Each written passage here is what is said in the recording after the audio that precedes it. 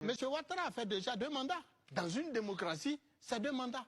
Mais à la suite, on a dû modifier la Constitution en 2016 pour qu'il fasse un 3e mandat et bientôt un 4e mandat. Vous trouvez ça normal? Mais cela dit, premier mandat de... Cela dit, mais si je le dis, c'est pour rappeler à l'opinion publique qu'il faut éviter d'entraîner ce pays sur une voie qui n'est pas souhaitable. Monsieur Gbagbo a puisé 10 ans de peine dans une prison extérieure par la volonté de la République de Côte d'Ivoire qu'il a envoyé là-bas. Quand vous faites ce développement, Marc, ça veut dire qu'il n'y a pas d'autre issue que de le réinscrire sur la liste électorale. Mais il a été jugé. Il n'a même pas présenté un seul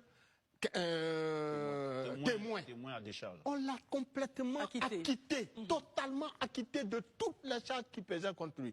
Il est rentré dans son pays. On l'a reçu tous à l'aéroport. Il a été même, le public qui a été l'accueilli a été même mieux encadré par les forces de l'ordre. Il est rentré tranquillement et aisément chez lui à la maison. Il est assis là-bas, on nous sort un autre tic-tac que les politiques connaissent bien pour dire il n'est pas éligible, il n'est pas cela. Il est éligible. Remettez-le sur la liste. Nous, les Ivoiriens, nous irons voter qui nous voulons par rapport au projet de société et au programme de gouvernance qui nous aura été proposé.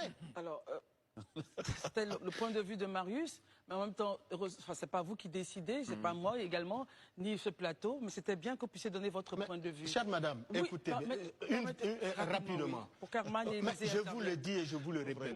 Quand on a braqué une banque, et quelle banque? On doit la pas BCEAO. Est-ce qu'on doit s'asseoir à la maison? Mais donc, soulevez M. Gbagbo, mettez-le en prison pour qu'il puisse sa peine. Auquel cas, remettez-le sur la liste et puis évitons les problèmes. J'ai dit bien qu'il faut aller à la table de discussion. Il faut trouver une issue favorable pour que M. Gbagbo, le fait d'être inscrit sur la liste électorale ne veut pas dire qu'il a déjà gagné les élections.